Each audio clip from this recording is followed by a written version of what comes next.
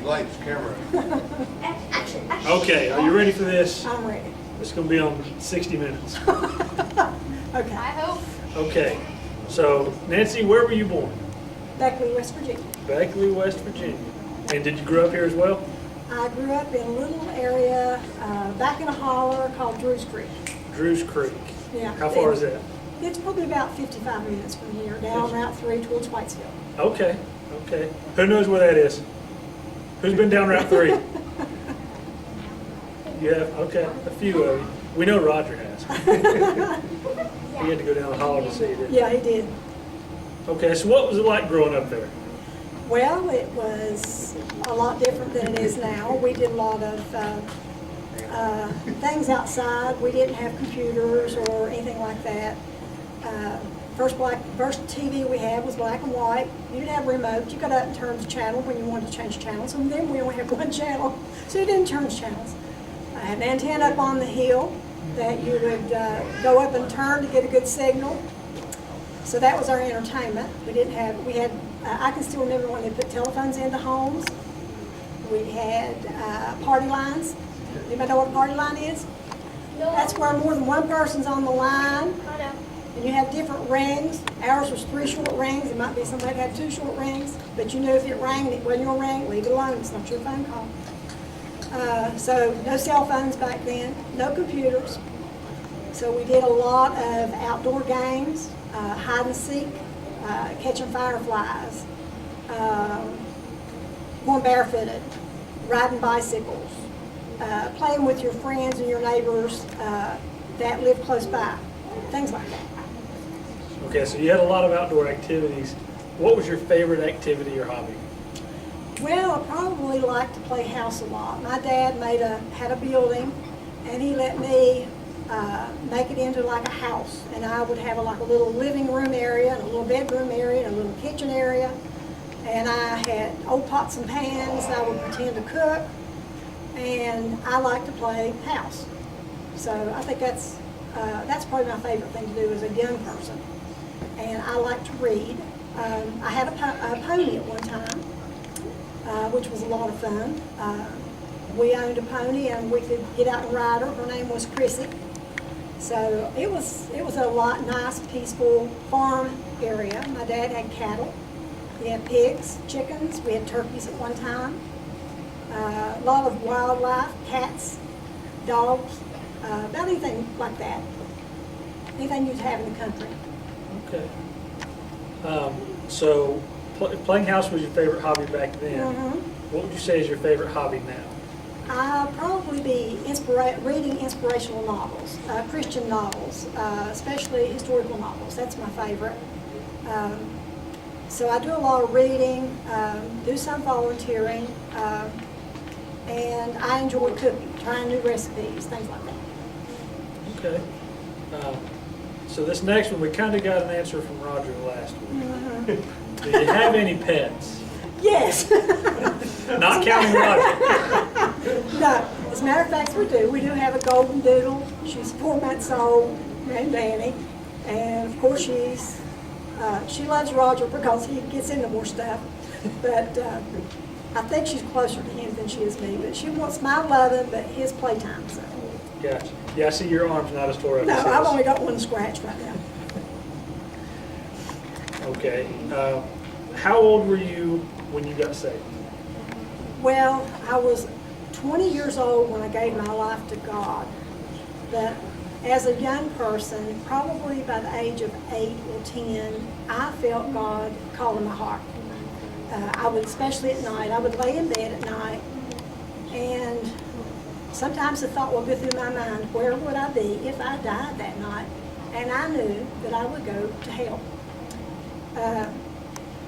I didn't really know how, even though I was raised in church, I really didn't understand how to become a Christian until I was invited to church by my mother at a revival. I was 20 years old.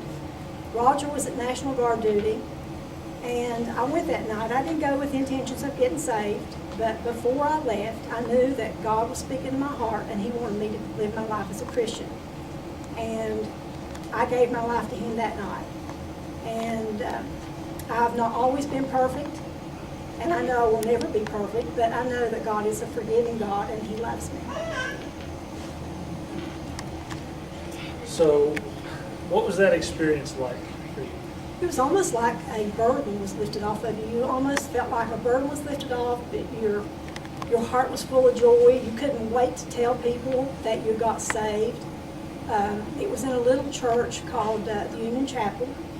And if anybody's heard George Smith speak, I think he got saved in the same church when he was a young man.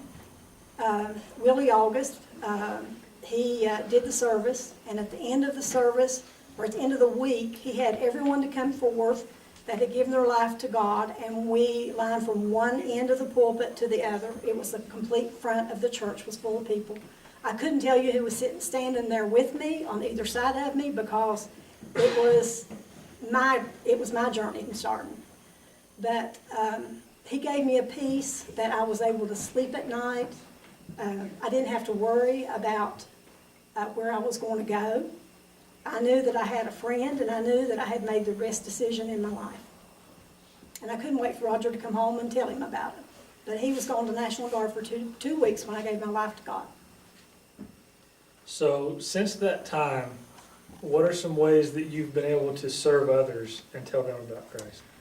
Well, at the church I was become a member of, I was active as the treasurer of that church, active in the women's group. Some of the women would like to come. They weren't able to drive, so I'd go get them, bring them in, and we would have fellowship with the other women. I helped plan meals. I didn't realize until I left that church of the impact that some of those older women made in my life. They're our witness, just like as we look up to people, we don't realize what a witness they are to us until they're gone. And a lady gave me some instruction. She was a pastor's wife, and she knew how bad I wanted Roger to be saved. And she told me the best advice anyone ever gave me. She said, you go to church, you get yourself ready to go to church every chance you can. She said, you go to church happy, you come home from church happy. She said, get active in that church, take jobs in that church, and before long, he's going to be curious about what's going on, and he'll be wanting to go too. And so I took treasurer of the church, tried to be more active in church, and I think that did make a difference. When I wasn't able to get to the bank to make deposits, he would make deposits for me. So I think it did make a difference. So that would be my advice to any person trying to get someone saved. Don't sit at home hoping they'll go to church. They're not going to go, but you have to go yourself. And you've got to be active. You've got to show joy in your life to be a Christian. You can't sit home and think, well, they won't go with me, so I'll stay home too. So that was the best advice I got was be active, show joy, be happy. And before long, your lost loved ones will get curious and they'll say, I want to see what's going on with that church. What is your favorite Bible story or passage? Well, my favorite Bible passage, I've got a couple. Mostly it's Psalms 103. It's a chapter in Psalms that tells us about the Lord's holy character. And then I love Hebrews 11, which is the faith chapter, because we're reading about all the characters in the Bible, and we're reading how they were faithful and how they had faith, even though they could not see what they wanted or what was going to happen with their faith.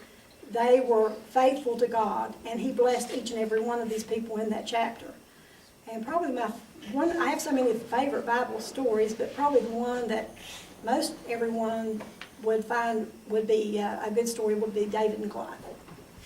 Okay, good. And last question, what is your prayer or hope for our group here, individually or as a group?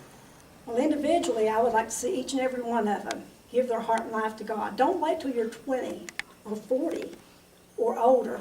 Give your heart and your life to God at a young age, and He'll give you guidance as no one else can. Your parents will try to guide you, but through your faith in God, His Holy Spirit will guide you when you do right or when you do wrong.